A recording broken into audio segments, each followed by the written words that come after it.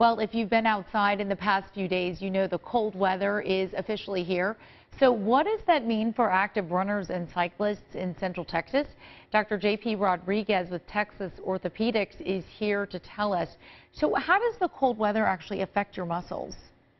So it takes a lot longer to warm up. There's like a resting temperature that your muscles warm up best, and that when you're in the summer, you kind of get there without much of a problem. But in the winter, you're actually going to need a little bit of a warm-up period before your muscles start to function all the way and have the right elasticity to kind of keep them from getting injured.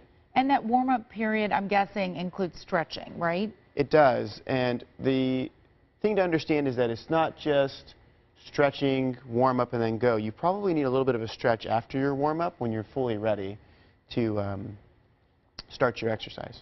And how about how much water you drink? Does that affect you during the cold months also? Not as much, obviously, in the summer months, because you're not going to be sweating as much. But you still do need to hydrate the same way you would, because there will be some sweating. Now, sweating is one of those things that you want to keep your sweating down compared to in the summer months, because it's not going to help you the same way. It's actually going to make you get a lot colder faster at the end of your workout when your muscles cool down and you're still wet. And what kind of injuries are we looking at in the colder months versus the summer months?